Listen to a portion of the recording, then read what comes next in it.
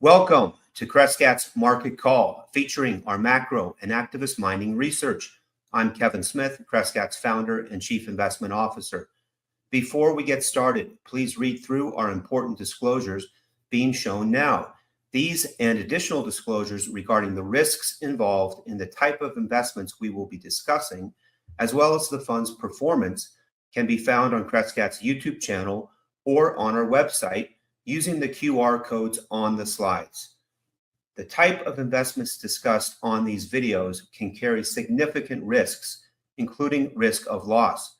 The videos are intended to be general discussions of macro investment themes, the mining industry, and news with respect to the companies in our activist metals portfolio, and are not intended to be investment advice or an offer of investment advice or services. Crescat's managed funds only accept accredited investors, and the discussion in these videos has been prepared with that level of audience sophistication in mind.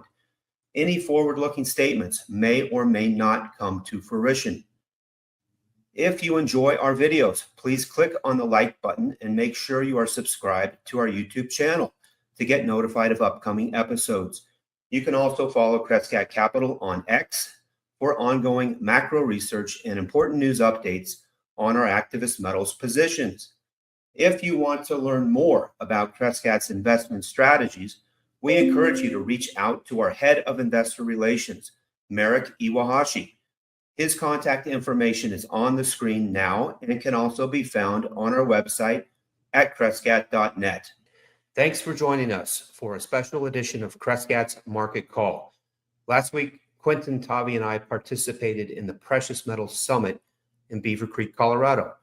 This investment conference is a real treat because it's right here in our own backyard, and it's the world's premier investment conference for explorers, developers, and emerging producers of gold, silver, and other critical metals. It's a venue where the management of these companies can interface directly with the world's leading fund managers who are allocating money to the sector. Tavi and I had the pleasure of sitting down with and interviewing the CEOs of many of our portfolio companies in our funds that were in attendance. We captured these interviews on video. They average about 6 minutes each in length, so sit back and relax. Watch, listen, and learn as you get up to speed on many of our favorite investment stories in the mining industry.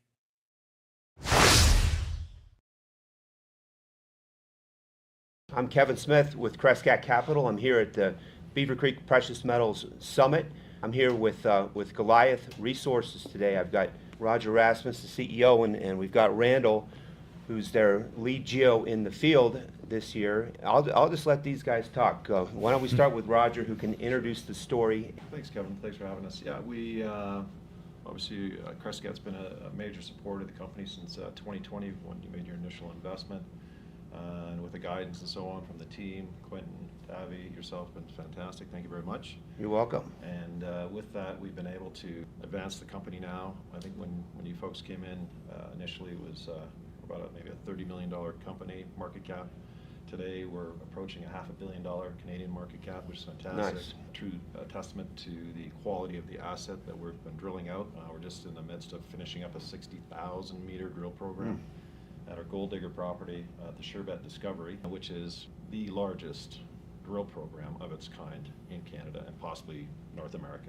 Right now, we're hoping to drill out probably about 115 holes, and to date, as of Beaver Creek Summit here, we've initiated or announced 14 holes so far, so we have about another 100 holes to come in the pipeline, so we have this massive news. There's quite an assay news flow still coming. Correct. Yes. Correct. And then Randall here, we actually sponsor him from the Colorado School of Mines for his PhD. His whole sole purpose is to find out everything about this highly enriched gold system that we've uncovered. Grassroots discovery, never been drilled before. Glaciers, permanent snowpack have receded, hence have exposed this mineralization at surface that we've been very lucky to have found, which again, all of our holes, 100% hit rate, 90% of the holes this year drilled visible gold, seen with the naked eye. And with that, Randall maybe can talk about some of the his thesis and some of the work that he's done for us. I know Randall is really excited about what you guys are seeing, and can you give us just a little bit more of the geology in layman's terms so that people can understand what's going on? Sure, I'd be more than happy to. So yeah, I've had the pleasure of doing research with Goliath Resources, Colorado School of Mines, for the last 3 years, and now I'm a PhD student, so I'll be doing it for many more years to come. Plainly put, Goliath, its property represents a Eocene intrusion-related system, the first of its kind in the Golden Triangle. It's the best established Eocene gold system in the Golden Triangle. And what I'm most excited for is the actual gold-bearing rocks. So what I'm holding right here is a hole 260, which was drilled last year. This hole's pretty important because it's ranked by the Northern Miner this year the 15th best intercept of gold on Earth. So this is grading over an ounce per ton gold equivalent over 39 meters. That's 127 feet. So that's quite the monstrous intercept. So I've had the pleasure of actually looking at this rock petrographically, so that's with thin sections, looking at it really close to understand why is it so high grade. And what we find is that this part of the system is what I like to call the Goldilocks zone, where these intrusion-related systems, there's hot stages of gold and there's cold stages of gold, but this is sitting somewhere where it's just right. It's right in the middle where you have that early hot gold and then a late cooler gold overprinting it. So we can see that in my thin sections from our research, and that's most likely what's accounting for the especially high grade found here. Nice.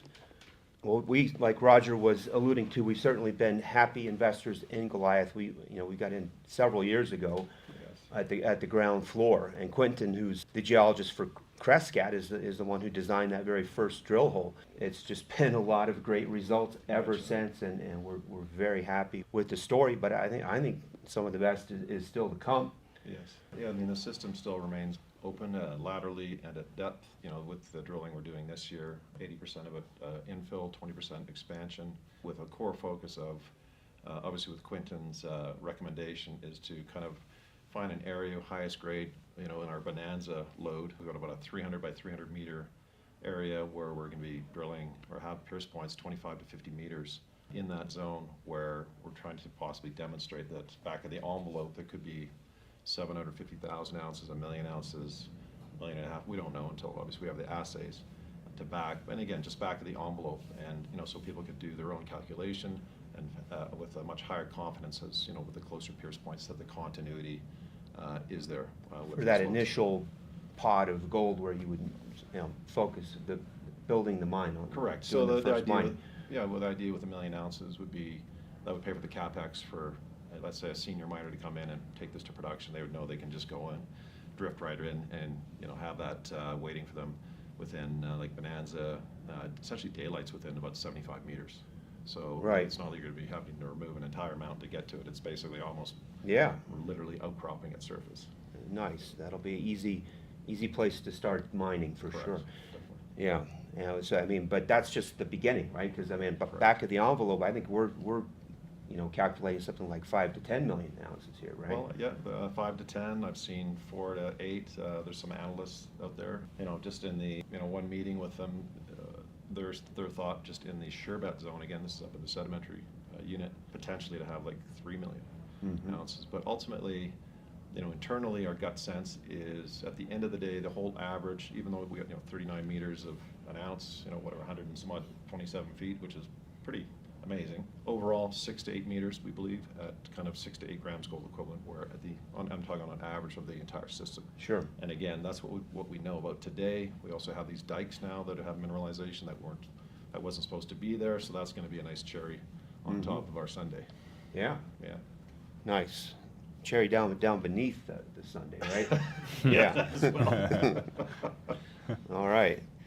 Well, thanks, guys. I encourage you to go check out Goliath Resources. Their symbol is GOT on the Toronto Venture. I think you guys are going to potentially be listing in the U.S. here pretty soon, too. It's a possibility. We do have the GOT ticker reserved. That does happen. So, we're prepared for that. We do meet the criteria for everything other than, we need to trade at $2 US, at least for a minimum of 2 weeks. As of, I guess, 2 days ago, we had 52-week high, $3.02 Canadian. I think it was 205 US-ish. Yesterday we closed at 214 US as well. Nice. Yeah. All right, Roger and Randall with Goliath Resources, go check them out. Thank you. Thanks. Sure. Hey, this is Kevin Smith. I'm with Crescat Capital, and I'm here at the Beaver Creek Precious Metals Summit with Mike Spreadborough. He's the co-chairman, executive co-chairman of Novo Resources. Quentin Henney, who works with Crescat, is a director as well. But, Mike, tell us about your strategy. Yeah, Kevin, great to catch up again. So for those that don't know too much about Novo, we're a little bit interesting. We're TSX and ASX, dual listed. About 2/3 of our shares trade on the TSX main board. We've got an OTC platform, of course, and about 1/3 on the Australian Stock Exchange. We're Australian based. We have over 10,000 square kilometres of exploration ground in Australia, spread across Australia from east to west. We really are a greenfields project generator. So we're out there looking for that next discovery. We're looking for that project that we can grow to a resource, because we see that's the opportunity for 10 or 20 bagger, right? So, this is high risk, high reward. We've got a brilliant exploration team, globally experienced, and you'll see us go to a project, do a bit of work and toss it and get rid of it. But we'll get rid of it because we don't see it as valuable, and we'll go looking for another one. So that's kind of strategy one. Strategy two to us is, with Kevin's help and others, we've got a great balance sheet. So we're out there looking for new projects, gold and copper, Australia or Canada, projects that we can put our capabilities technically and exploration wise to take those projects to a decision to mine. So, we're out looking for those projects right now, and as we all know, gold's going well. So there are some sleeper projects that haven't really got off the ground over the last, 5 to 10 years, and we're looking for those. We do like copper, but they're a bit harder to find. There's not many copper projects around, Kevin. Mm-hmm. So we're very busy looking at that, which is part of the reason I've been in Canada, and I'm here with you in Precious Metals. Okay, great. Well, you guys have a lot going on, but I want to hear about what's going on in New South Wales. Yeah, so in December we picked up 2 new projects as part of that project generation, project discovery thing. So one is in the very, very eastern side of New South Wales, near the coast. It's called John Bull. Previous owners drilled 17 holes, got grades of over a gram, which is really good because it's near surface stuff, so open pittable. We've come on board, used our exploration potential to really grow a 1.4 kilometre soil anomaly. We'll now do a drilling program in December and follow up. So this is a lovely project that we can come in and use our expertise, and hopefully we can grow it into something, but we'll give it a good go. And then the other one is on the other side of New South Wales, really out in the outback. There's kangaroos and goats, but we've got 22 kilometre of mineralisation system. Previous people have got some really good results. We've done a first phase drilling program. We've now done some more field work. So at Tibooburra, you'll see us go drilling again in October. Again, early stages. Can we build this up to something that's worth value? So it's really kind of part of what we love to do. Okay. And you have another exploration project in Australia too that you drilled last year, right? Yeah. What's that called again? Belltopper. Belltopper, yeah. Yeah, so Belltopper's in Victoria. For people who really don't know too much about Victoria, there's probably 2 things you can handle on. One is the big Fosterville gold mine owned by Nico. They're up the road, 60 kilometres.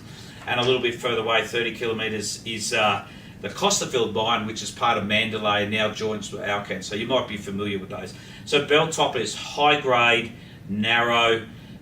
We did drilling programs in 2024. We put together an exploration target. Run 7 to 9 grams. Exploration target's 300 to 600,000 ounces. So an exploration target's not a resource, just gives us an indication of what we think is the early start of the system, giving the small amount of work that we do. Next stage, a bigger drilling program that we're kind of thinking about for 2026. We still like Belltopper. Victoria, high grade. We won't need to build a processing plant, or anyone will need to, because there's about 4 processing plants. So we like Victorian gold. Yeah. Okay, and you guys are shareholders in San Cristobal Mining too, which helps give you quite a strong balance sheet, doesn't it? It really gives us a strength that we can use that balance sheet to do our normal day-to-day life and fund our business going forwards, which is great. Mm-hmm. Fantastic. All right, Novo Resources, dual listed. Go check them out. Thanks, Mike. Pleasure. All right.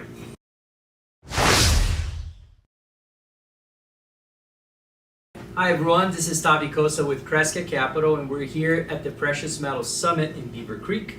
I have with me Rana, the CEO of Blue Lagoon. How you doing? Fantastic. Doing well? Couldn't Yeah. be better.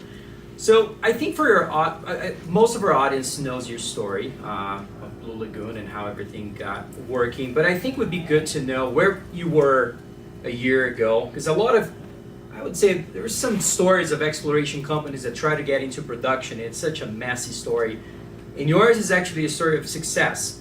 And so I want you to tell where you were a year ago and where you are now, so the audience is aware of your plans. Well, a year ago, I was still talking about that we're almost there, we're about to get the permit, and I got so tired of saying that because, every time we reached a milestone, the government would throw something else at us or some new agreement that we had to deal with.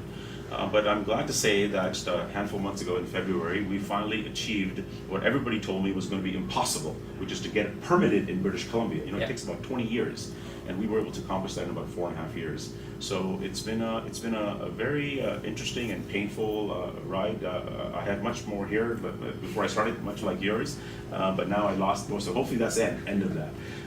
But yeah, we're fully permitted, Tavi. We're fully capitalized. We don't have to spend any more money. And the best, most exciting part of it is that we are within the next 6 to 7 weeks, we are about to start mining and shipping our mineralized material, our ore, to the mill. So let's talk about that. Maybe explain a little bit, and these things can change, of course, and you guys are going to go through the process of starting to produce. And so explain to the audience what would be the profile of your production, and maybe a little bit about your relationship with Nikola Mining as well. Sure. Look, we're going to start off modest, 100 tons a day, just to get a nice, safe, clean operation started, and then we'll ramp up, from there. So our first year, we expect to do 15,000 ounces. That's what our mine plan dictates, and then we'll move from there next year to 20,000 ounces. Now, if you do the math at these gold prices, I've done our case at 2,600. I couldn't even imagine when I bought this project, gold was at 1,350. And I thought, wow, I think we're going to get to 2,000, 2,100, and we're going to do fantastic. So at 33, 34, 3,600, it's incredible. But we've done our profile at 2,600, and the cash flow is looking incredible. That's going to give us the basis, right, the foundation to build a great company. I might remind you and your audience, I'm not a geologist or a mining engineer, right? I'm from the outside the industry. So I've studied the industry. I met Peter Monk before he died. I had to meet the greats of any business that I got involved with.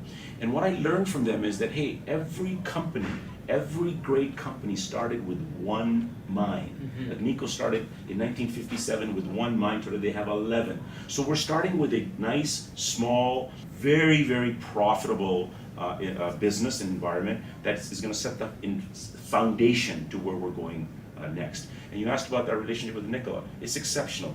I've got a great relationship with Peter Respig, one of the best human beings I've ever met in my life. He's a fantastic individual. Nikola is a very unique company, right? So we're sending our ore there because they're not going to commingle with everybody. It's a nice small operation, and that's where we're getting such high recoveries, 95% recovery when we did with the last test. Nikola is also invested in us, right? They came and looked at our project and loved it so much they put $1 million into the company. Now they own about 6%. And Peter himself and his wife have invested personally 3 times in our placement, 6 figures. Yeah. So that should tell you a lot, right? So we're very close. We have a great relationship, and I think those are some of the key things that are going to make this operation extremely successful. Perfect. So now to kind of summarize 2 things, I guess, not summarize, but I wanted to share. Now you're going to start, hopefully starting to generate free cash flow. How are you going to deploy that? Because there's clearly an embedded exploration story that is probably even larger than the producing story that everyone is focused on right now. So tell us about that. And nobody can see on the camera from here, but you have some of the best technical teams you can find. So explain that as well to the audience. So look, that's my wheelhouse, right? My ability to get people around me who are way smarter than me, right? I want to be the dumbest guy in the room, and I think I've succeeded in that. I've got some exceptional people around me who are going to help me, build this. Where we're going with this thing here from an exploration standpoint, that really is the story. The production story really is the smallest part. But I'm living every junior mining CEO's dream, right? Everybody wants to get free cash flow to fund their exploration. Well, we're about to do it, right? So it's a rare exception.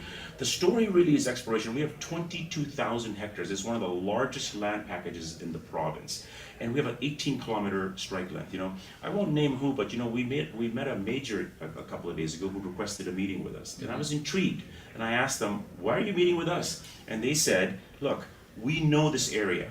We're one of the largest producers. We know these alkali systems. You have an 18-kilometer strike length. You've only drilled 200 meters, right? So that told me a lot of what's happening, and I hope that answers your question, because we have a tremendous amount of upside in exploration that others are watching, and we're going to be able to take our free cash flow and put it into those exploration programs without dilution.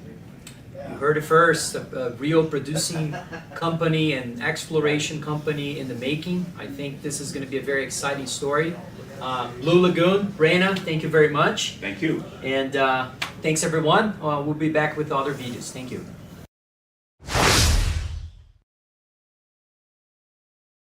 Okay, this is Kevin Smith. I'm here at the Precious Metals Summit in Beaver Creek, and I'm here with Alan Sabet. He's the CEO of Mogotes Metals, is it? Metals. Metals. And they have a project in Argentina and Chile that is right due south of Filo del Sol, which is a joint venture between BHP and the Lundin family, a 50-50 JV.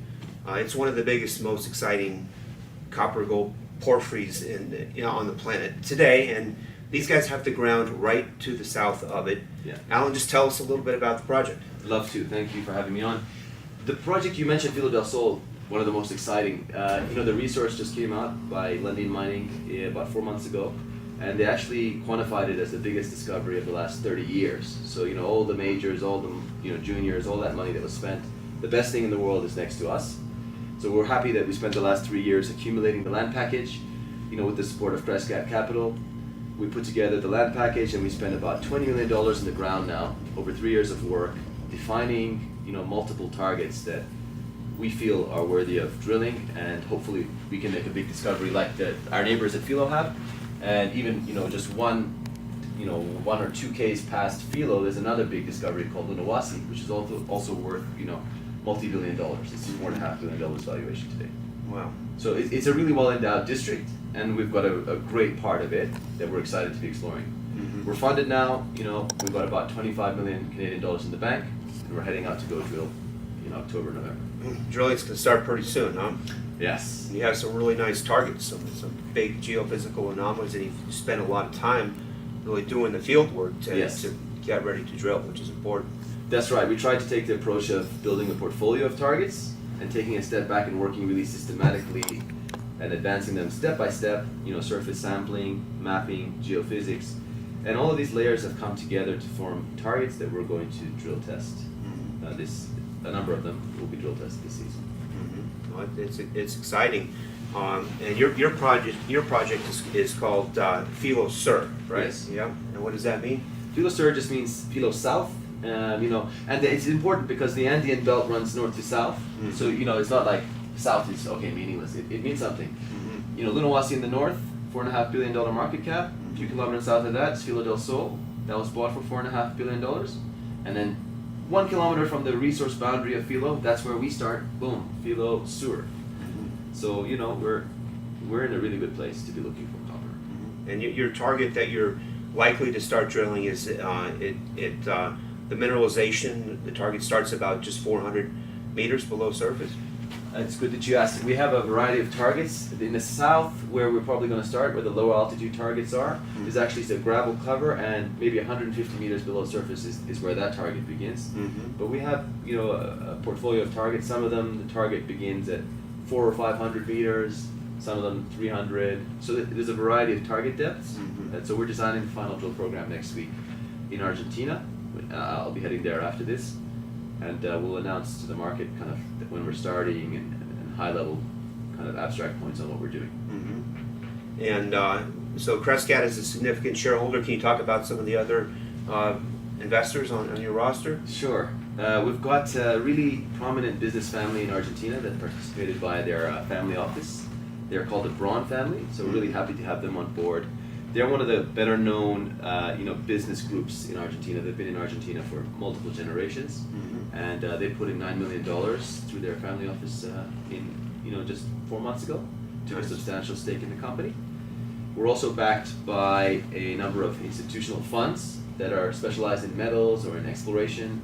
Crescat Capital is one of them that's been supported, as well as Conwave out of Europe, for what they call the Lowell Fund out of Melbourne, and 4 or 5 others in that category, some from South America, some from Europe, and some from North America. Now you and your brother have a pretty significant stake in this one as well, right? Yeah, I would say about 11 to 12%. We founded the company and built it from zero with the support of all these investors over the last 3 years. So we're about 11 to 12%, I believe, today. Yeah. Nice. Well, I can tell you that this is one of our geologist Quentin Henney's favorite targets out there, and he said you guys got to put some money into this one, and it's just so exciting that you guys are getting ready to drill now after all this work. I think it's gonna, cross your fingers, but I think it's gonna pay off because they've done so much preparation to get ready to drill. So I'm really excited about it. Mogotes Metals. Go check it out. It's on the Toronto Venture Exchange. Yep. The symbol is? Code is MOG. We're also MOG. OTCQB MOGMF. Okay. I say that because a lot of your followers are US based, and they email me all the time asking for the OTC ticker. Yeah. All right. All right. Thanks, Alan. Thanks. All right. Kevin. Good luck. Thank you.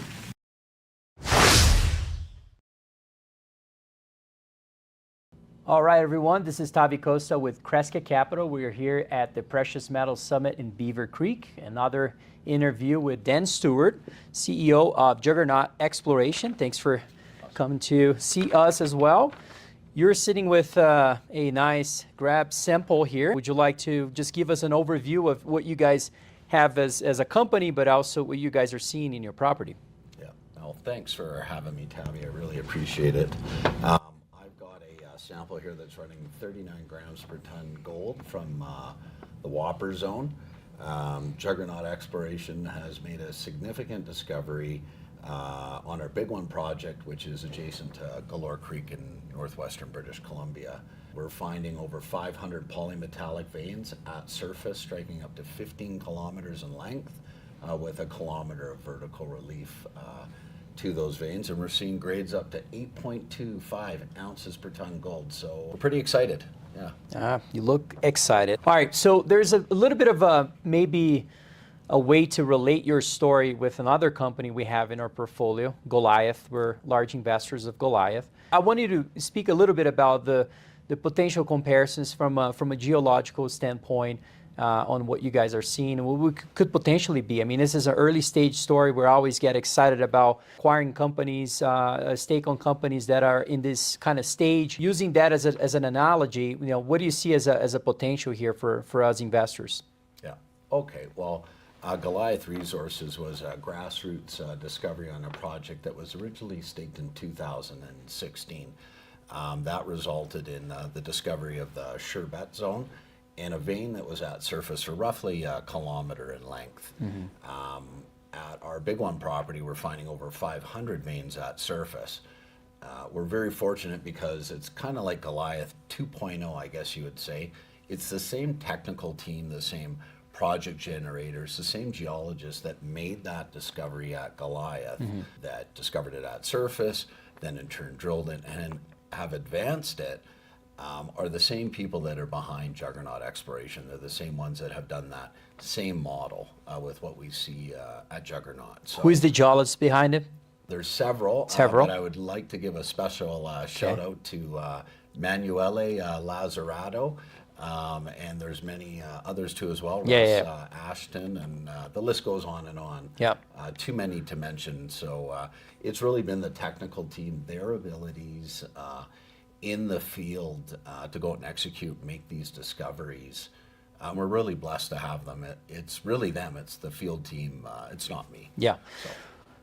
It is him as well. But execution of a team is not easy in this stage of a company, and so finding a good asset and developing over time is a big endeavor. Anyways, let's step back a little bit. This is something that hasn't been drilled before. We don't have any historical drilling. We're using samples at the beginning, and from one side may sound very early. On the other side may sound extremely exciting because we don't know what is underneath. And so, tell us a little bit about your plans. What's the 2026 plan that you have, and when are you going to start drilling? How much you plan on drilling, and all that? Yeah, well, it's a surface expression. Everything we're finding is at surface. So the targets are easy, similar to Goliath's drill window, so you can get in there early June and call it middle of September to get out. So you've got that seasonality just like we have with Goliath Resources. We're very familiar at that. We can operate at that cost effectively. We're going to go in and do somewhere between 8,000 to 10,000 meters of drilling. You can literally see these veins. They're in your face. So you just kind of build up drill pad, and that's your target right there. You're drilling into 39 or 36 ounces per ton gold. That's amazing. Another thing that is also a discussion is, especially from a dilution standpoint, you guys are cashed up, is that correct? For how long? Can you? The company is fully funded until Q2 of 2027. We're funded for drilling and working capital. We're in an excellent spot, so yeah. Last question I have for you. Tell us, I think that's important as well, because you have some exploration stories where the land package ownership is a little bit tricky. What is your situation with the land package of Juggernaut? Well, we've got 36,000 hectares. We've spent a total of roughly 40 days on the property, and we found over 500 veins in 40 days. So there's more exploration to be done. We own the project 100% outright. It's under option. Yeah, so we're good to go. All right. Yeah, well, simple story. Dan, thank you very much for being here with us. This is Tavi Kosa with Crescat Capital again, and we'll be back with more videos. Thank you very much.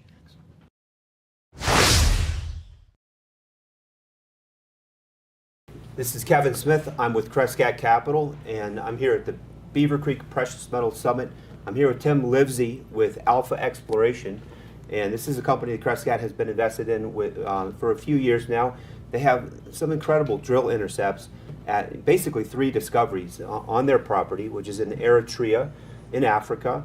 It's in the Nubian Gold Shield, is that right? And it's quite a prolific gold belt where a discovery, like just one of like the 3 discoveries that they have are the types of things that can sell for $1 billion. And what's your market cap now? About 65. 65 million Canadian market cap company. Yeah.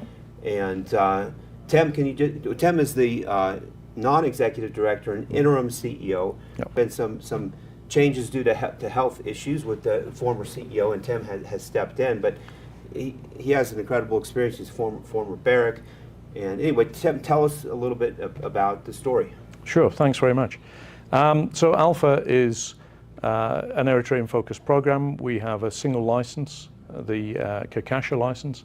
And on that license, we've been fortunate to make discoveries of our own, that we've got multiple deposit styles. We have orogenic gold at Aberna and Kasolda. We have a porphyry system at Anagulu, discovered by the Alpha team a few years ago. And we also have a VMS up at Tolagimja. The Aberna target has been drilled, and we are currently drilling right now on that. We've got about 30,000 meters into that. It's a 7 kilometer by 2 kilometer footprint of anomalous gold in a typical greenstone gold setting. The Anagulu target, which is a porphyry, gold-rich porphyry system, just 7 kilometers away from Aberna. Again, this was a discovery by the Alpha team. The discovery hole, 108 meters at 1.24 gold, 0.6 copper. So some quite interesting grades coming out of that. It's a large footprint. Soils normally over 2.5 kilometers long, and this is targeted for some drilling in this year's program as well. We'd like to understand a little bit more about the setting of it. It's quite an old porphyry, but highly fertile, and certainly has a lot of excitement for us in extending what we've already drilled there. And then up in the northeast of the license, we've got Tolagimja. And Tolagimja is a VMS system. which again was discovered by the Alpha team a few years ago. Eritrea is well known for VMS systems from obviously Bisha, the Nebson project, which was ultimately sold to Zijin after several years of very profitable production. And so our Tolagimja system, this is a bit earlier in our portfolio. We've had a limited amount of drilling there, a couple of thousand meters. It's a large footprint, over 3 kilometers of anomalous zinc and copper on surface, a couple of Gossens outcropping, and we've put a couple of thousand meters of drilling into it on a prospecting style drilling program, and we have intersected copper and zinc from within sort of 60 meters from surface. So quite active in the field. It really speaks to the fact that Eritrea is a great destination for exploration. It's been really underexplored as a destination, and I think Alpha's really hit it right with its targeting here. Mm-hmm. Now you have a number of folks on your team are really experienced. I mean, Quentin, our geologist, has said that this is, Crescat, you need to get invested. Kevin, you need to invest in this company because these are some really experienced geologists and technical folks that are involved here. And it's been flying under the radar because it's very tightly held share structure, and these guys don't get out and do enough promotion. But we're excited about it. But the grades. Talk about some of the grades that you're seeing. Sure. Well, we have multiple gram intersections over tens of meters at Aberna. We've got two zones which are, I would say, the northeast and what we call Hill 52 central areas are the sweet spots at the moment. We do have some evidence of colonial era Italian gold mining from the 1920s. They were targeting higher grade, narrower veins, so that obviously forms part of the target system here. But to your point about the experience within the team, Kevin, we've got two of our board have operated as CEOs of companies in Eritrea that have discovered and developed mining operations, Mike Hopley and John Clark. And Alistair Smith, one of the founders of the company, has been working in the region for about 20 years, very experienced guy, and also involved in the discovery discovery and then sale of assets in that region. So, we do have a real depth of technical expertise. We also have a depth of Eritrea expertise. One of our co-founders, Bahani Sakar, is Eritrean by birth. So, we have this sweet spot, I think, of a great team, both technically and sort of business savvy in that specific country. And on top of that, we have a very supportive government. The mining law in Eritrea has not changed in 3 decades. It's a very consistent system, and they are very pro mining, and they have been involved in the development of the assets that other companies have found and delivered on. So, we're really confident that it's a great place to be in the Nubian Shield, and also it's a great springboard into that region. Very stable jurisdiction. Mm-hmm. Well, great. Well, go check them out. Their company name, again, it's Alpha Exploration. Their ticker symbol in Canada is ALEX, right? Yeah, that's right. Is it on the CSE or the Venture? It's on the Venture, yeah. On the Venture Exchange. Yeah. All right. Well, thanks, Tim. Thanks very much. All right. Good luck. Thanks very much. Bye.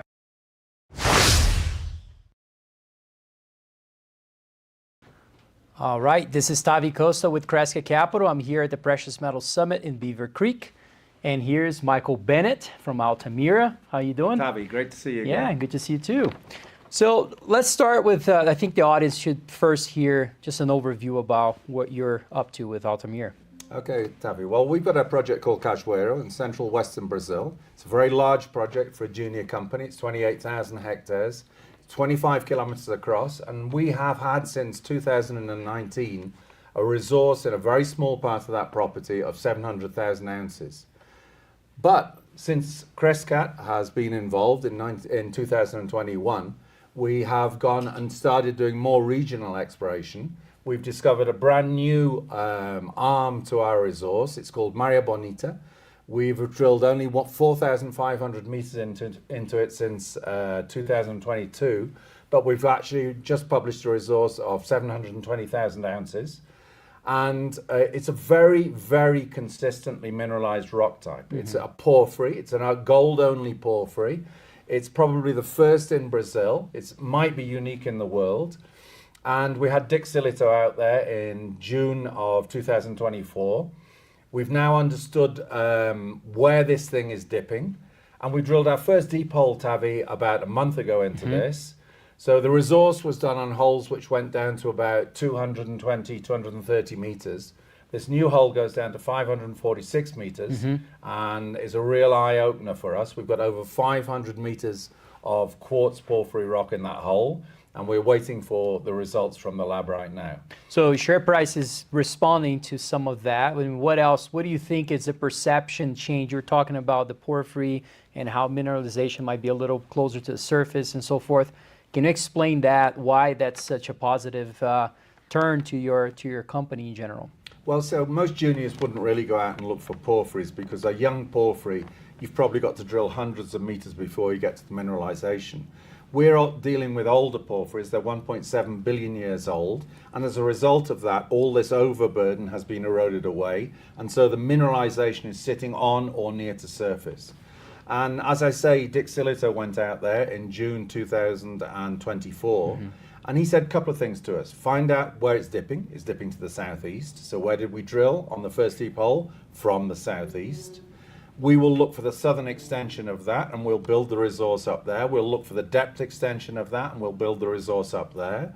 But not only that, we'll also build up the resource on this new round of drilling in the central area. And since he's been there, we've found 11 porphyry targets within this 15-kilometer wide central part of our mining claim, and we will drill 5 of those over the next 6 months. Just to have a sense of what's been happening, how much drilling has been done in the property and how much you plan on doing here near, call it a year from now? Well, it's a very good question, Tavi. Most people have to drill hundreds of thousands of meters to build up a resource. Historically and in total, we've drilled about 25,000 meters over Cajueiro, and we've got a resource right now combined between Maria Bonita and the central area of 1.2 million ounces. Wow. So just imagine what we've got. We've got this block of mineralized rock. Of the 4,500 meters in Maria Bonita, hardly any single assays, which was 0. So that's point number 1. And the highest grade in most of the holes was 2.4 grams. So it's very, very, very evenly mineralized piece of rock. Yeah. And there's only one formation in the porphyry, which is called the feldspar porphyry, which is less than 10% of the volume of the whole thing, which has no gold in it. So we're really happy punters.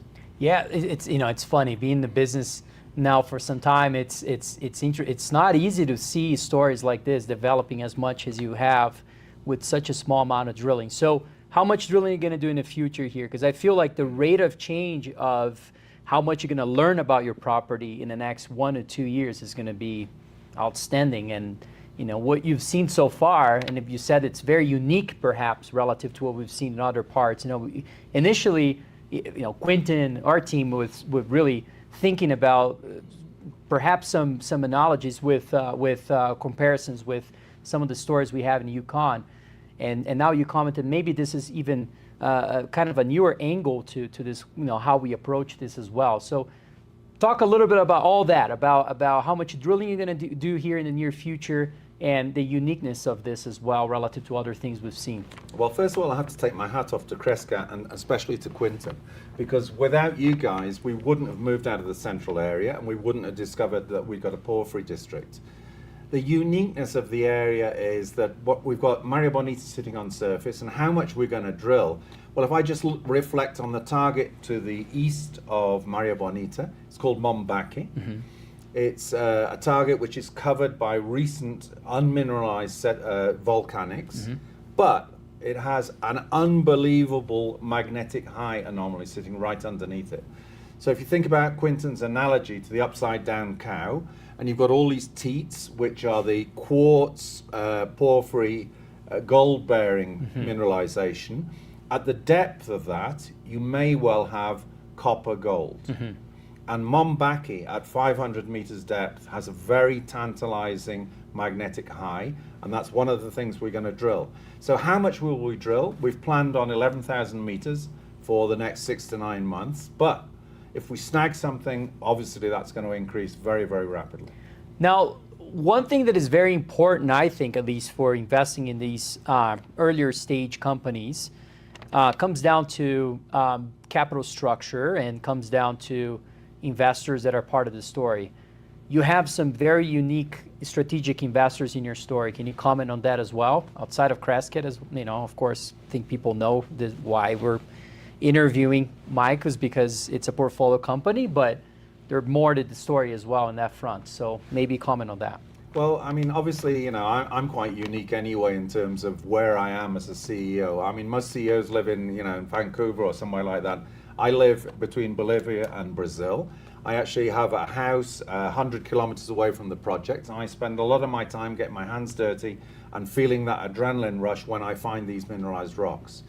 We have yourselves, who are absolutely fantastic shareholders, and you'd help us not only in the economic sense, but also in the strategy sense, which is all important in terms of our exploration.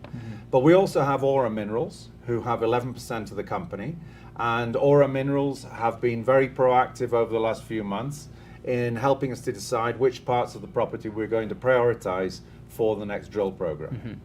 No, I'll close up here, but I do think that one of the things I like about your story is that you've been creating so much value under the radar, and the market now, you know, is becoming, of course, a lot more favorable for all this, from the gold side to the copper side to really any metals. And Brazil is in my view just at the beginning of a lot of major improvements economically and politically. So very excited about your story in general, and it's great to be here with you.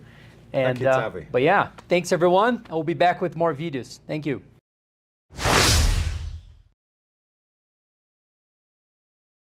Okay, this is Kevin Smith. I'm at the Precious Metals Summit in Beaver Creek. I'm here with Kit Mars. He's the CEO of Alaska Silver. This is a company that Crescat has invested in several years ago now, and they have done a lot of very successful drilling. So they're onto a big, what we think is ultimately going to be a very big silver discovery, silver, zinc, and lead system in western Alaska. And but there's a lot more drilling still to go, and they have some of the highest grade silver among all the discovery stories, and are able to, at least historically, been able to convert a lot of those meters of drilling into silvers. But anyway, let's just back up a little bit. Kit, can you tell the general audience just the basics about this story? Yeah, great, Kevin. It's good to be here again, and again, thank you for you and Tavi and Quentin for being longtime supporters of our story, and you've helped us become a success. So I do want to point out to your listeners that we were Western Alaska Minerals up until I think April of this year, with our new focus on silver, not our new, but strengthened focus on silver, combined with the emergence of Alaska once again as a really good mining jurisdiction, and that's really been promoted by the new administration in Washington D.C.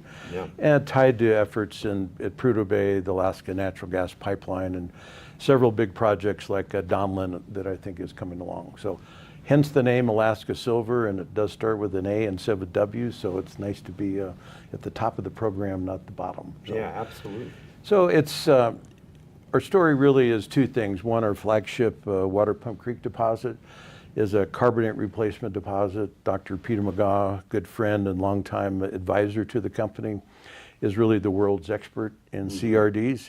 Well-known founder of Mag Silver, which had a very successful closing sale to Pan American last week. So Peter has been very much involved and will continue to be so.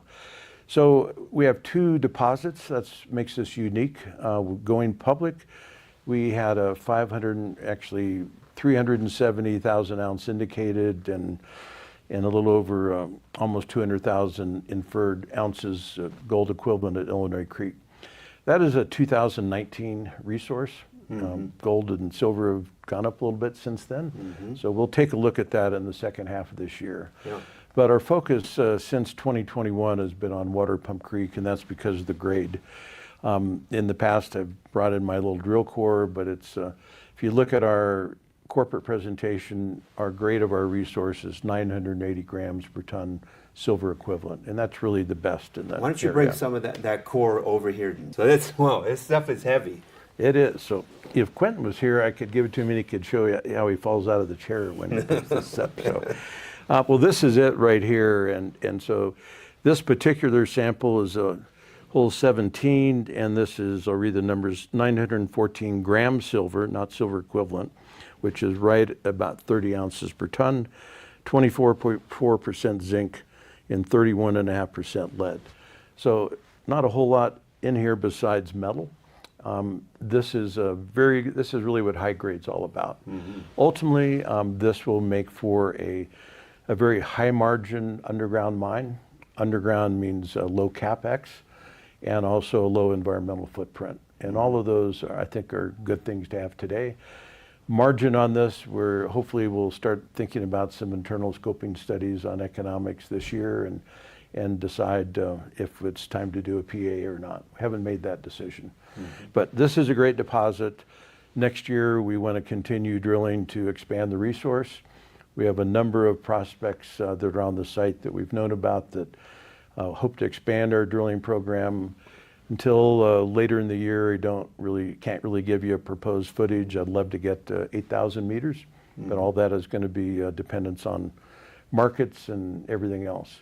Permitting is all in hand. So our permits are 5-year permits with the state of Alaska, so we can easily double or triple our drill footage without any permitting hindrance, which is very different than operating in the lower 48 on BLM or Forest Service land. Yeah, and this one is in the U.S., and you've got critical minerals and it is part of your arsenal here, right? Actually, should mention that the dark gray, dark brown mineral is fowlerite. That's a zinc mineral. Ultimately, this deposit would produce a zinc concentrate. We've done assays on the zinc concentrate and shown that the gallium concentrates at the same ratio as the zinc. So the gallium is within the zinc mineral. We'll follow it along. We'll follow it to the smelter. And hopefully the U.S. will figure out a processing to remove gallium from zinc. That's still a little bit of a metallurgical processing issue right now. It's sort of an example of how the U.S. Supply chain is broken pretty severely in several areas. So that will be fixed. And so ultimately this could be a very good domestic source of gallium, which is #1 on the critical mineral list. Nice, nice. So this is Alaska Silver, ticker symbol WAM from the Western Alaska days, but we like that it's a nice symbol. It's a nice symbol. And it's on the Venture Exchange, and they also have a OTC symbol in the U.S., right? Yeah, that's WAMFF, and that's been in place here for a couple of years. Yeah. So I think you guys are going to see a lot more to come from this company. I think they're going to be doing a lot more drilling. And what we really love is that the super high grade and the ability to convert resource out of drilling. So there's a lot of other names out there that will have to drill, tens of thousands of meters to produce silver. These guys can do it for a lot less meterage, and it's because of the super high grade. And so go check out Alaska Silver. Thank you, Kit. Thank you. All right. Thank you. Good.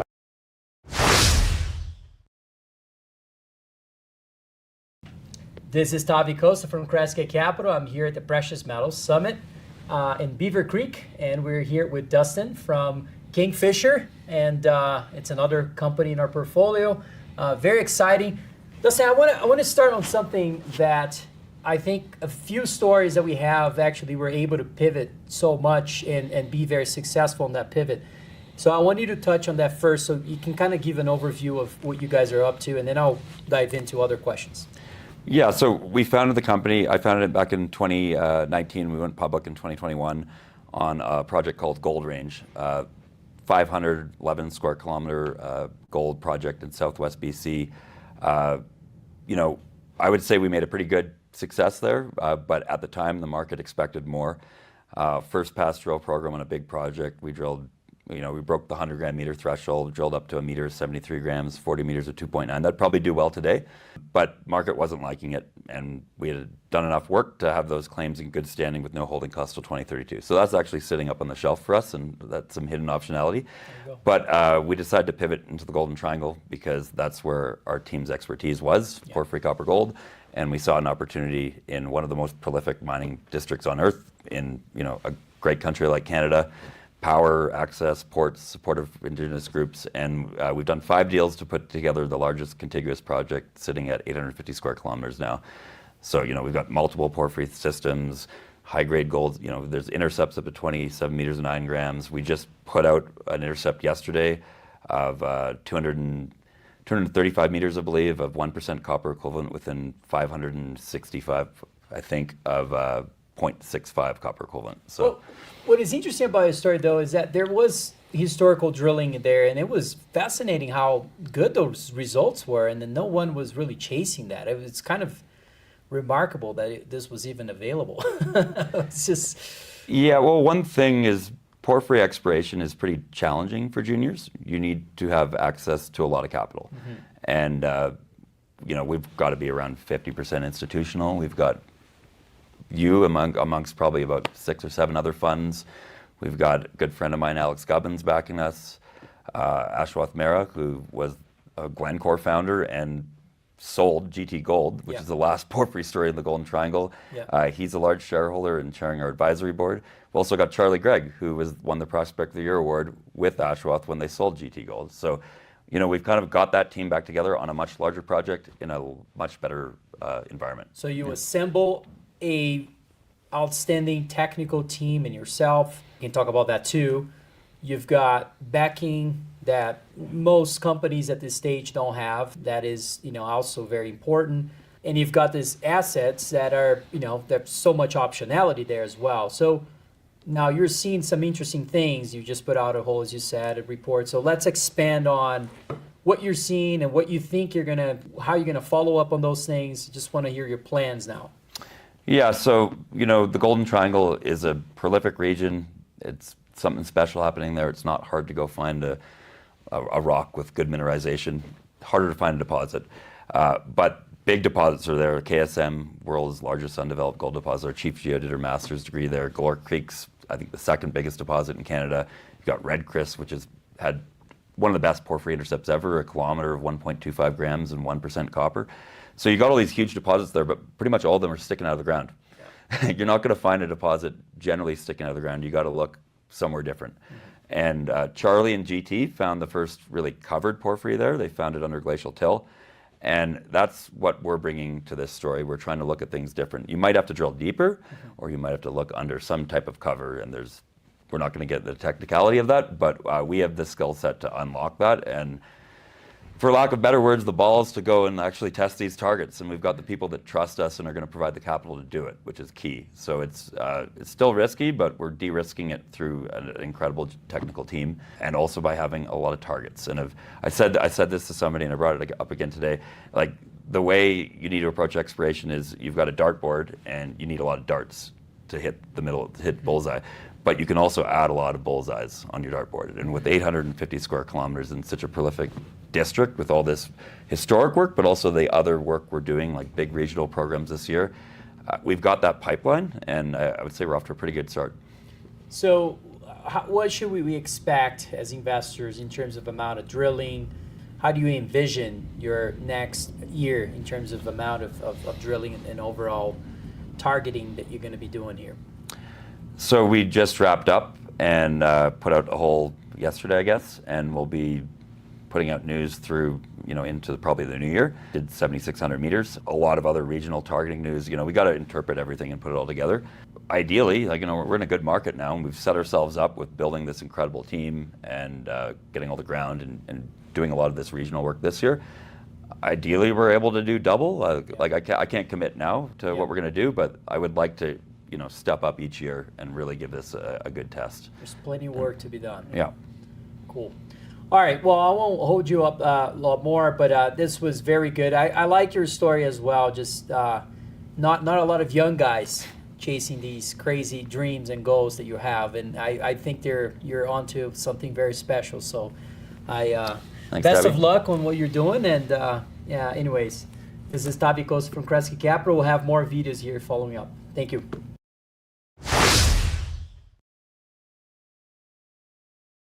This is Kevin Smith. I'm here at the Precious Metals Summit in Beaver Creek, and I'm here with Rory Quinn, of Yukon Metals. And so we got invested in this a little over a year ago, right? And Yep. you guys have had, this is your second season now of field work, or Yep. really your first big drill season, That's right. And they have three targets in the Yukon that they have been exploring, and that they're drilling this year, and we even got some core to look at. So Rory, why don't you just tell us a little bit about the project and about some of this core? Well, I don't know if you can pick this up, but this is galena. So is this rock here. So this is the silver-bearing rock at Star River, and this here runs about 1,800 grams per ton silver, and so this is your silver-bearing rock into your gold-bearing rock. So we're getting a twofer in our drilling, right? And so this is the quartzite, and you'll see arsenopyrite speckled throughout here, and that's your gold. And as a reminder to your viewers and your investors, we had almost 11,000 grams per ton silver at surface, and 101 grams per ton gold at surface. And silver and gold just outcrops. You're finding a lot more of this stuff. We're finding a lot more of this. We'll do nine holes. I feel pretty strongly we're going to come out of this with a discovery at Star River, and so that's been very exciting. We just did a high net worth tour. And each one of our guests ended up being able to hack this sort of stuff out of the ground, steps from the helicopter, and so everyone left quite happy. Okay. Yeah, and then this is from Birch, and so we're well into drilling there. 4 holes out of a planned 6. Each 4 holes have been in skarn. So we're feeling really good about our model. I mean, 4 holes across 750 meters in skarn every time, multiple layers of skarn on the way down. So we're getting into skarn as shallow as 25 meters. And then, so we've had a continuous mineralization of 20 meters, 30 meters, and our largest is 46 meters, roughly between 250 meters and 296. So, and this is what the core there looks like. I'm not sure if your camera can pick it up. This is chalcopyrite, and this will run. I'm guessing we had the pleasure of sitting with Quentin yesterday, and so I mean, Quentin knows his way around core pretty well. He posited that this would run about 1.5% to 2% copper, and there'll be some gold in this too, and that's what we expect. Nice. And you're seeing a lot of that, right? Over, what'd you say? 46 meters, continuous mineralization. In that one hole. And that's just one. That's one scar. So we think What's the strike on this? 750 meters, right? So I mean, look, more to do with continuity, and we'll switch this year from doing our discovery drilling. So I think we're going to have a discovery at Star. I think we'll have a discovery at Birch, and then we'll pivot from this year doing this discovery drilling to next year doing a resource drilling. So we'll look to drill off across probably a kilometer, because we feel so good about this model. So 2 discoveries with this drill season, probably. Yeah. Two or more. 2 or more. You have a third target too, called the AZ. AZ. What's going on there? So AZ sits 6 kilometers away from the Alaska Highway. We have 3.5% copper right at surface again. I mean, it's the Yukon. It's just wildly prospective. Cherem Mountain, which is where we have this 3.5% copper, sits on a 1.2 kilometer Gossan zone where there's just grade everywhere. Really, the rub at AZ is it's such a large property. There's 13,000 hectares. It takes over 10 minutes to cross it in a helicopter. Is there's just so much copper at surface. The difficulty is vectoring into the source of all that copper. So I mean, Ron Birdall was finding 26% copper. He's found 11% copper. We've been into 3.5% copper at surface, 5 gram per ton gold. It's the key is finding the source.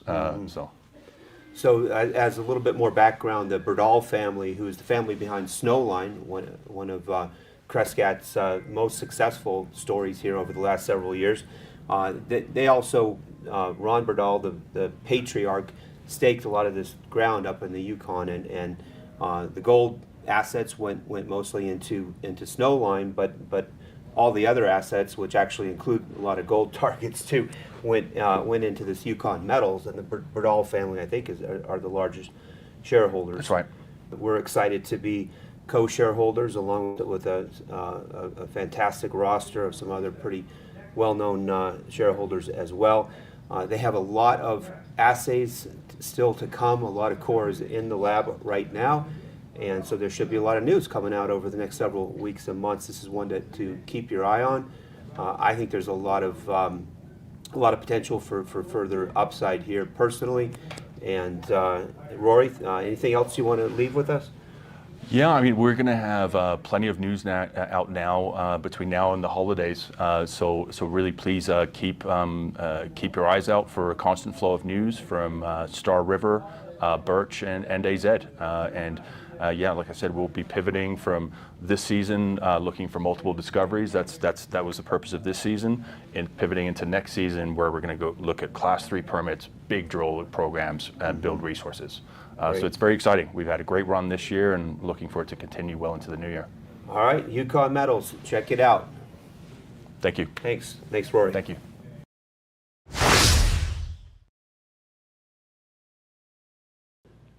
Okay, this is Kevin Smith with Crescat Capital, and I'm here at the Beaver Creek Precious Metals Summit. I'm here with Tony Retta with Tectonic Metals. Tony's the CEO and founder of the company. And Tony, why don't you just give people just the general flavor for the story and what's going on at Flat? For sure. I would start off by saying this has been a very transformative year. Thanks to Crescat. This gentleman has invested over $6.5 million in the last 3 months. And why is that the case? Well, we've been grooming this project, and the moment has come where we finally get to drill test it systematically with a large 3-drill campaign. We're located in Alaska near the 5th largest undeveloped gold deposit. We have indigenous support, and this property is 99,000 acres in size and has the potential to host 6 deposits. So this is the first time, I think, in the project's history where it's seen systematic drilling and testing of multiple potential deposits. So that's a bit about Tectonic. I would also mention that in addition to the capital invested by Crescat, we've also been able to attract very large respected funds, Van Eck, Franklin Templeton, and the last 3 months here, we've raised $34 million, a very drastic change to where we were at last year. And all of that capital, or bulk of it, is going into the ground to finally expose this project for what we believe it to be. Mm-hmm. So you guys had your big discovery hole last season, right? Yes, yep. And there was a lot of drilling, historic drilling, that also, even drilling that you had done, that had every hole had hit gold, yes, right, in your Chicken Mountain, yeah, at least. Yes. And so we knew there was something good there. You know, trying to hone in on that higher grade, the higher grade parts of the system, yes, was the key. And when you hit that higher grade at Alpha Bowl last season, that's when we said, okay, we're going to make sure that they're fully funded to start drilling early this year, and go follow up at Alpha Bowl. So tell the world now about the hole that the news release that you just put out, with the hole at Alpha Bowl. Yeah, well, I think one of the things, like, there's a lot of markers for our potential huge gold system. One of the markers that we have on our property is this placer gold endowment. So these are streams and creeks that are shedding from these potential deposits that are carrying gold. And ever since I acquired this project, there's the one stream. It's produced 650,000 ounces of placer gold. It's hosted at Alpha Bowl. And guess what? In the 50, 60-year history of this project, no one's ever drill tested it. Would the highest placer-producing creek translate to possibly the highest grade portion of this property? Well, we went last year and we drilled a hole. It was 65 meters in length, came back with 1.2 grams per ton over the entire interval. There was 6 meters of 6 grams, 1.5 meters of 21 grams. Well, we were now chomping at the bit to get into it this year. Again, thankfully for Crescat, they encouraged us to focus on it, gave us the capital we needed. And the first hole was announced earlier this week, and it came back with 4 grams per ton over 20 meters in a broader interval of 2.2 grams over 41 meters. Also within that, there was 13.5 grams per ton over nearly 5 meters. So we got 2 holes, both holes with ounce per ton material in it, both still open in every which direction. Stay tuned, because we have 24 holes specifically drilled at Alpha Bowl. Some of the deepest holes were 390 meters in length, and all of those samples are at the lab, and we're waiting to receive them here, and they will be announced as they come in. That's awesome. There's something equally as exciting as Alpha Bowl, I think, and that's what at one point you guys were calling no man's land, which is the kind of the area between Alpha Bowl and where you had drilled before at Chicken Mountain. Yes, so maybe it's the connection area between the two. Yeah. Tell us about what you're seeing there. Yeah, so so there's let's call it Chicken Mountain proper. There's 3 kilometers of drilled strike, and there's been 3 kilometers is a huge, massive length. So there's some drilling here, and then we called it no man's land because there's some really good drill intercepts here at Chicken Mountain. There's Alpha Bowl with this drill hole. There's another drill hole over here, but there's a section in between where they just didn't drill test. There also seems to be some cross-cutting structures. So it's a structural intersection. And we went in there as part of the phase 1. We displayed the core in our virtual drill core shack, which you can view online. But essentially, we're seeing intense alteration, an abundance of veining, different cross-cutting veins, indicating multiple episodes of potential mineralization. It just looks like a very spectacular hole from a veining perspective. Our fingers crossed. We do believe that it has high potential to yield gold mineralization. And based on what we're seeing, we decided to do another 4 holes in around it. So that's the no man's land. It is an extension of Chicken Mountain, kind of north or south of Alpha Bowl. The first 4 holes there have been sent to the laboratory, and again, no assays pending. That was more of an end of phase 1 drill target. So that was drilled in August, if I'm not mistaken.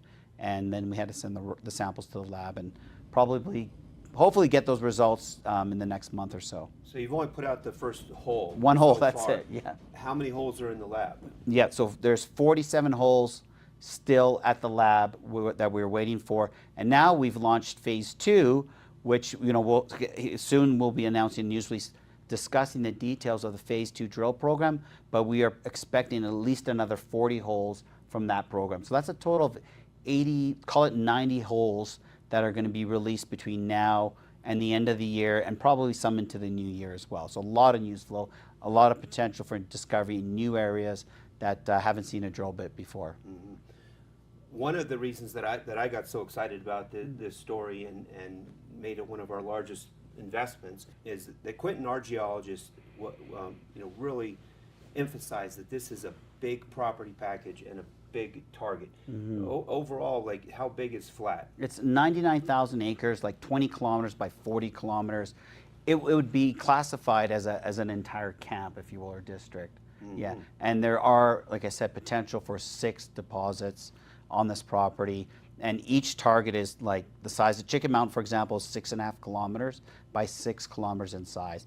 That is insanely large, and it's definitely, we're fortunate to have something of that size and magnitude. Mm-hmm.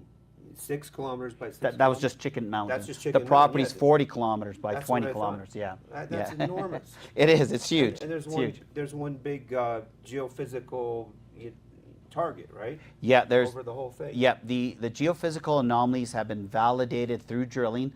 So, and also placer gold's coming on, so we believe that they are a true representation of these potential deposits. Quentin says the whole thing is connected.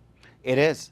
I would agree. They were connected at one point in time. Then tectonic activity, pardon the word tectonic, but plate activity stretched these things apart. There's now roofed and unroofed. If you follow the reduced intrusion-related gold model, where some have been completely exposed or not exposed at varying heights. So there's definitely, the entire system, and it's big. I don't know how else to say it. Right. There's a lot of analogs out there. Fort Knox is an analog. Yes. The reduced intrusion systems up in the Yukon. Yes. Snowline, for instance. By the way, I think some of that core at No Man's Land looked a lot like Snowline core. Visually it does. Geologist. Yes. So we have had a lot of success with these reduced intrusion style gold systems, and Quentin is like, yeah, let's go find more of these. We were early investors in Snowline. Rackla's a new discovery, soon to be discovery, hopefully, a company that we're invested in up near Snowline. But these types of systems can be very big tier 1 profitable gold mines, right? Mm-hmm, mm-hmm. Yes. A tier 1 deposit as classified by some of the majors, is 500,000 ounces of annual gold production over a 10-year mine life, and you happen to be in the lower cost quartile. So that's your all-in sustaining cost. So it's a very, well, it's a difficult feat to achieve, but we are seeing the hallmarks of something here at Flat that ticks that boxes, hence why we call it a tier 1 mining opportunity. And you've already done a lot of the metallurgy. Yeah, the metallurgy supports something that is definitely free milling and heap leachable. Heap leach mines are highly coveted by major mining companies because they typically are low capex, low all-in sustaining costs, low energy requirements, and lower environmental impact. We also know that because the last company we had was an open pit heap leach that we sold for $520 million, and we had 3 majors bidding on it. So stay tuned. That's the Coffee Gold Project. That's the Coffee Gold Project, Yeah. yes. Okay. So there's one more target that you guys drilled this year Yes. that I want you to talk about. Yes. At least one hole you put into Yeah. the Golden Apex zone. Yeah, So yeah. tell us about that. Yeah, so we talked about Chicken Mountain being the large intrusion target as far as like physical anomaly size. The next one over is called Golden Apex. Golden Apex is 2.5 kilometers by 2 kilometers in size. It also has placer gold draining from it. There was a 2003 drill hole that was drilled. We have the core, we've seen it, we know what it looks like, what it runs. But essentially that 2003 hole had 1 gram per ton over 15 meters, 6 grams over 9 if I'm not mistaken, and another like 1 gram over 24. It was like a 200-meter long hole. It's very interesting. And so we stepped out about 100 meters on that hole this year, and what we've intersected, it appears to be volcanic, so intrusive rocks. And there is I was going to say, a boatload of veining. We're seeing intense veining, and not just intense veining, but also multiple generations of veining as well. And again, those are typically good markers for mineralization. That hole has been sent to the lab. We also drilled 2 more holes at Golden Apex, and we want those assays back soon because we want to follow it up this year. And again, this would represent another new potential deposit. It has those kind of hallmarks for it. And again, the geophysics and the soil anomalies have never lied once. So we remain optimistic that we'll encounter some gold mineralization there. Now you've got a really strong technical team and management team that you've Yes. assembled, and Yes. I think Rich Goldfarb has joined the advisory board, right? Yes. What did he have to say about what you guys are seeing? Yeah, well, we are blessed to have that. I'm actually very blessed to have such a strong technical team. And for those that don't know, I mean, Dr. Richard Goldfarb, you can Google him or look on our website. You know, he's published over 250 papers. He's considered one of the leading authorities on gold systems and gold deposits. Ironically, when I first reached out to him, because I was a fan, turns out he worked on our property 30 years ago. He was at Donlin. Again, that's a 40 million ounce gold system. They were sniffing around the entire belt. He landed on our property. We've had a meeting. So as far as what does he think? He likes what he's seen. He agrees with the multi-generational veining, that there could be multiple pulses of mineralization. And due to his travel, we actually haven't sat down for a lengthy time to go through it. But he did attend our virtual drill core shack, and he remains very optimistic that we're onto something significant. I don't think he would be here if that wasn't the case. You want to say a little bit about the Phase 2 program that's starting up now? Sure. So the Phase 2 program, again, it's a 3-drill program. It has been launched. Just to recap, Phase 1 is completed. That's 48 drill holes, 7,800 meters. All the pictures of the drill core, so highlight pictures, are available. We hit VG also in the Phase 1 drill campaign. That's visible gold for those that don't know what that is. Phase 2 was launched, and it is targeting going after our initial maiden inferred resource at Chicken Mountain. There's 86 drill holes at Chicken Mountain. Every hole hits hit gold. 3 kilometers of drill strike. There's gaps in the drilling, such as this no man's land, that we're targeting with this Phase 2.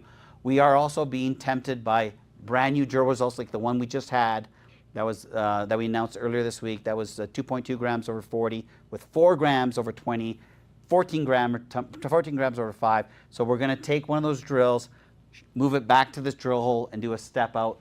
And we're going to keep being fluid with the drills as these results come in. We want to maximize any sort of really good drill intercept to fully understand and flush it out and get it out to the market. Great.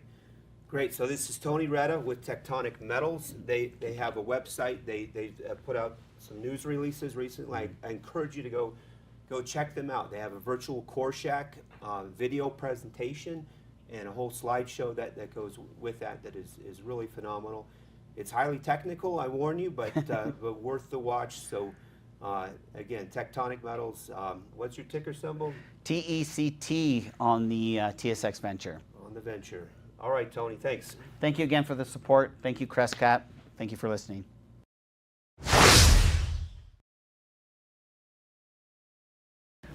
All right, this is Tavi Kosa from Crescat Capital. We're here at the Precious Metals Summit in Beaver Creek. I'm here with David from Kuya Silver. How you doing, David? Hi, Tavi. Good to see you. Yeah, good to see you too. Look, let's get started with, I mean, this is a story that is different than the ones we have. I guess, well, different in the sense of not a lot of stories we have in our portfolio. Outside of a few are a producing story, but also with embedded exploration potential. So let's start with maybe an overview of Kuya, and then I'll dive into a few questions if you don't mind. Sure. So Kuya, we have our flagship asset is the Bethania silver mine in Peru that we just started up less than a year ago, and we're ramping up production now. So it's a real special silver mine. We think we've got 75 to 80% of our revenue coming from silver, which is really, really rare, and lots of exploration upside, as you alluded to. So we want to make this, we're ramping it up over the next year to get to our kind of, phase one, producing a little over 1 million ounces a year. And then we have plans over the next, 3 to 5 years to make it a lot bigger. Let's dive in a little bit. So the ramp up that you're doing, how much you think it's going to cost, and what exactly are you trying to accomplish with that, and what should we expect with the increase of production on this? Yeah, so right now we're actually very close to break even at the mine right now. So the other than one special project that we're doing, which I'll come back to, we're basically already there. Mm-hmm. Now we decided to recently expand a ramp. Mm-hmm. That's going to be a shallow ramp that's going to allow us to drive bigger vehicles in and out of the mine. That's going to help us to get to 350 faster, and it's also going to allow us to actually go even bigger just from the Bethania mine itself, where there does seem to be a lot of potential. So, I mean, we could see it producing 500, maybe 750 tons per day just from that our original Bethania mine in the future, and this ramp's going to help us to get there. So we don't have to go in, let's say 3, 4, 5 years from now and redo the whole infrastructure. That's what we're doing right now. It's not expected to cost a lot. I think it's like 1.5 million is our estimate for that. And as I said, other than that, we should be there. Now it's just a matter of hiring people. So we're incrementally every month adding a few more miners, just getting the working faces, getting all the ventilation hooked up, and that's how we get to 350 tons per day in the next 9 to 12 months. Not to get too hung up on this producing side of your story, I want to get into the exploration as well, because I think it's important. Mm-hmm. But what should we expect at these after the ramp up in terms of margins, you think? I mean, I know there's a lot of moving pieces when it comes to that, but what is in your mind what you can get to in terms of margins as we see silver prices doing what they have been doing recently? I mean, it sounds exciting. So what should we expect? So, I think starting with our PEA, which was the last economic study we did a few years ago, our AISC life of mine was going to be about $12 an ounce, and then we say we would add at least $3-4 an ounce for the toll milling, because we're toll milling right now, using other mills, essentially renting other mills to process our ore. Mm-hmm. There might have been a little bit of inflation in the last few years, but silver price is much higher. Yeah. So I think we think we can capture at least $20 margin on that. Make $20 million a year. At a million ounces. When was your PEA again? That was in 2022, so 3 years ago. Yeah, no, I think the prices of metals have gone up more than the inflation you're referring to, but what do I know? You're right. All right, let's talk about something else now that I think is important, and it's going to be part of your exploration story too, the 100-100 plan that you came up with. Explain to the audience what that means and where you're going with that. So the 100-100 plan is really a long-term vision for the Bethania project, and it's 100 million ounces of silver resources, Right now, our inferred plus indicated is 14 million, so we've got a ways to go, but we know where the veins are. We just need to drill. And now we're able to do that, which is really exciting. So that's part of it. That's 100, and then the other 100 is the cash flow. So we think after we expand the mill, we build a mill and expand it, we can get to 100 million a year in free cash flow from the mine. So where that would come from, that would be about 5 million ounces a year of silver at $20 margin. Yeah. Right. So I'm not gonna. This is not a question to put you in the spot, because I do think that this is a point that usually when we're dealing with early stage companies, or not, your case is not as early stage, but there's not a lot of ownership from management. How much you own of the stock today, more or less? I think I personally am around between 8 and 9%. Yeah. I mean, we've been diluted a little bit, but yeah. No, that's a high very, number. Very high. Yeah, it's a high number. Yeah. Talk about your strategic partners. Who are part of your cap structure right now that you want to highlight?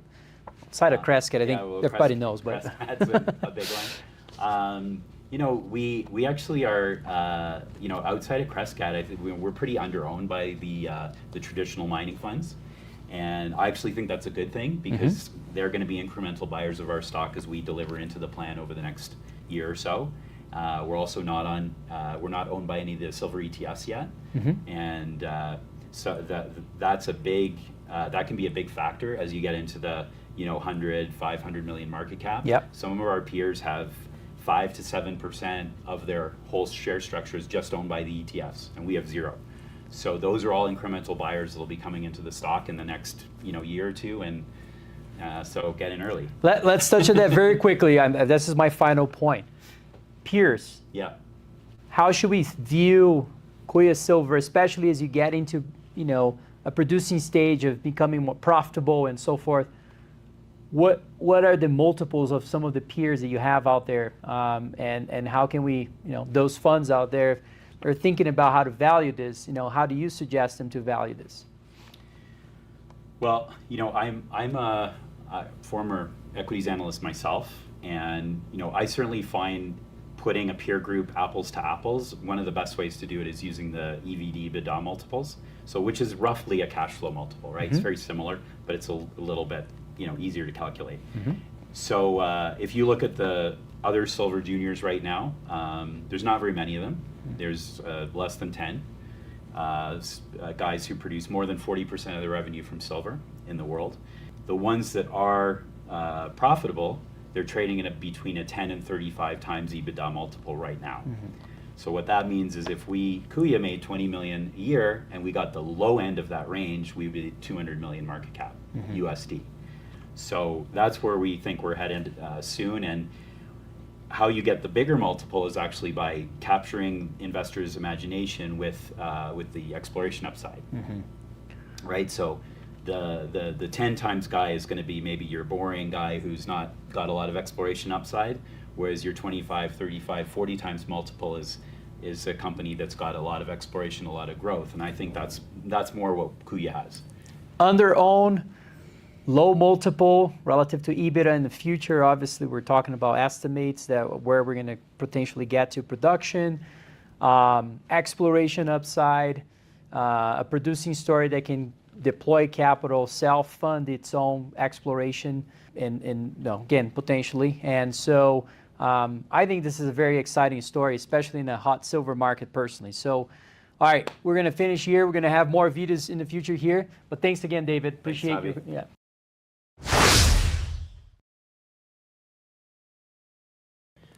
This is Kevin Smith with Crescat Capital. I'm here at the Precious Metals Summit in Beaver Creek, and I'm here with Mark Morabito, the chairman and CEO of Intrepid Metals.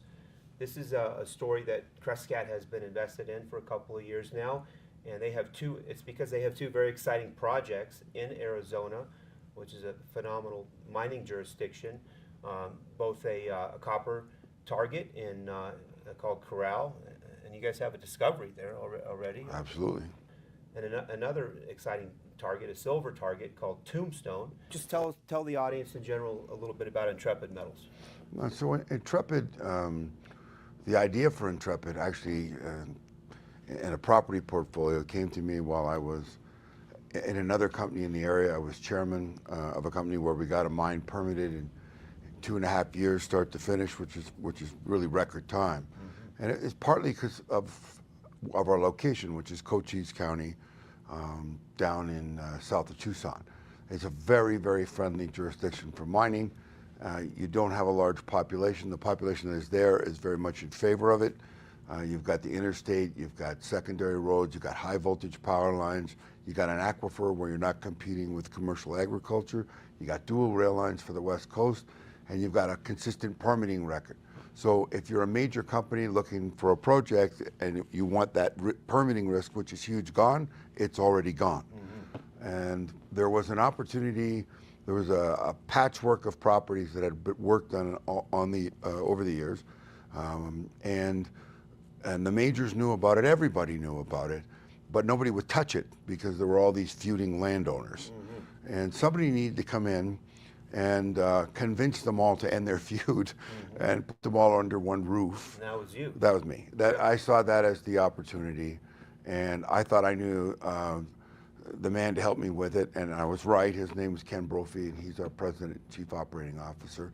And together, we worked to consolidate that land package so that once we started drilling it and proving, in fact, there was something there, that any major would look at it and go, well, this is a nice big land package that you can actually have a mine footprint on. And since we started drilling it, it's been consistently fantastic results, 150 meters of 1.5% copper, and on it goes. Big fat intercepts, good grades, some good gold and silver credits in there as well. And there's CRDs, but there's the evidence is screaming porphyry. So and really looking a lot like the Copper Queen, which ran for 60 years, which is very close by, in a town called Bisbee, which is now more of a hippie town, but it was a mining town for 60 years. Right. And so I think we're trying to completing our second drill program now, and that'll end up in October. And I think the dinner setting is there for a major to come in and partner with us. And in fact, two of them have gone on the public record expressing an obvious interest. On one side of us is Rio Tinto that's staked all around us after we put out the first drill results. And then on the other side is Ivanhoe. And that's what people can see. What they can't see are the others that have approached us, gone into our data room, made the site visits, done the work, examined the drill core, and even gone as far as to pick targets and start kicking around ideas with us about what a joint venture would look like. And I founded the company 4 or 5 years ago. I haven't been in the CEO chair for a long time, but I stepped in very recently to make sure that partnership You're occurs. A deal guy. Yeah, I'm a deal guy. Trade and background, I'm a corporate lawyer. finance lawyer by training and raising money and putting together deals of what I've done. Had a couple of New York Stock Exchange listings in my career that were in companies where I brought them up from the venture board, raised over $1 billion. This is going to be a lot easier getting this first partnership inked than it was dealing with the Chinese when I did a $400 million deal with them. I want to come in and I want to finish this. I want to see Corral get the joint venture partner. And then the rest of the money that comes in from warrants, which I expect will occur very quickly after a partner's up on the board, will be allocated to our Tombstone project, which is a big swing for a Taylor Deeps analog, the project that South 32 purchased from Augusta, and that is a big swing for the fence, and that's where we would concentrate our team going forward, while the joint venture partner, their money would be ring-fenced and their technical team would be running Corral.